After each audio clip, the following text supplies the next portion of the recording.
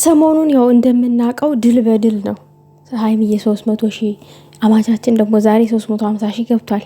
ያንን በማስመልከት ቡራ ጡንቻውን ከፍ አድርጎ አውለብልዋል። እኔ ሳይሆን እኔና ቅማምዬ ጅግና ነን። ምክንያቱም ሀይሚ በሱ ውስጥ አለች፣ ሀይሚ በሱ ውስጥ አለች፣ እሱ ደግሞ በሷ ውስጥ አለ። ግን እኔ አንድ ነገር ልንገራችሁ ቤተሰብ፣ በህይወት ዘመን የሚያስፈራኝን ነገር ልንገራችሁ። ጡንቻ ያለው ወንድ ያስፈራኛል። የምሬን ነው ብላችሁ። እኛ ሴቶች ከባድ ነን። የሆነ አትንኩን እንጂ ከነኩን ወንዶች ከባድ ነን። የምሬን ነው። እና እኔ የሆነ ስህተት ሰርቼ ያ ወንድ እንደዛ የሚያንጠለጥለኝ ነው የሚመስለኝ። የሚሰማኝን ነው የምነግራችሁ፣ እኔ ውስጥ ያለውን ፍራቻ ማለት ነው። እና ማለት ነው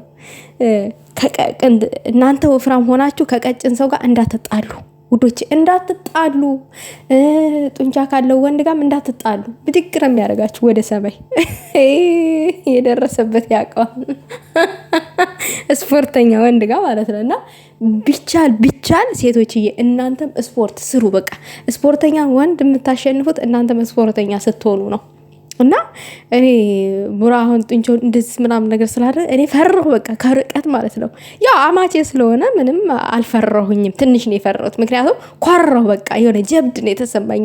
ይሆናል የለ ወንድነት ነው የተሰማኝ። እንደዛ አይነት ነገር ማለት ነው የተሰማኝ። እና በቃ ማንም ቢመጣ በቅማምዬ በዚህ ጡንቻ አንጠልጥሎ ጉድጓድ እንደሚከታቸው ነው በቃ የተረዳሁትኝ። ስለዚህ ፍሬያት ሳይሆን ጅግድነት ነው የተሰማኝ ትላላችሁ ነገር ውስጥ ይገለባበጥና ቅማምዬ ማለት ነው ስፖርት መስራት አለብሽ። በአንቺ በኩል የሚመጡ ሴቶችን ታንጠለጥያቸዋለሽ። በቃ ጡንቻ የሚያስፈልገው ለዚህ ነው። ይሄን አይደል ብድግ አድርጋችሁ እዛ ጋር ጣል ማድረግ እኮ ነው። ስፖርተኛ በስፖርት የዳበረ ሰውነት በጣም ጠንካራ ነው። እውነት ለመናገር ያክል ለዛ ነው መንቀሳቀስ ለጤና ጥሩ ነው የሚባለውና ተቀምጦ የሚቀመጥ አብዛኛውን ጊዜ የሚቀመጥ ሰውና የሚንቀሳቀስ ሰው እንኳን ልዩነት አለው። ስንንቀሳቀስ ሰውነታችን እንትን ይላል፣ ይጠነክራል።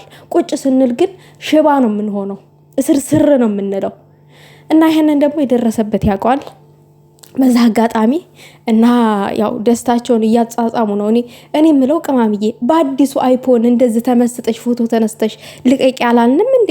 ይሄ እኮ በድሮ አይፎን ነው እየተነሳሽ ያለሽው። በአዲሱ አይፎን እንደዚህ ተመሰጭና ጎርሪብን እንጂ ቅማምዬ ጎርሪብን። እኔ እኮ ይሄ እንደተከፈተ እኮ ብዬ ነበረ። ጉራ ስሪብን እንዴ! እኔ ስትጎርሪ ምናምን ነገር ደስ ይለኛል። ምክንያቱም ስለሚያምርብሽ ቅብጠት፣ አንቺ ሁሉ ነገር በአንቺ ላይ ያምራል። እና እንደዚህ መስተዋት ላይ እንደዚህ ምናምን እየሆንሽ የሆነ ቦታ ስትሄጂ ምናምን ነገር ቀረጥረጥ እያደረግሽ ፖሰስ አድርጊልን እንመርቀው።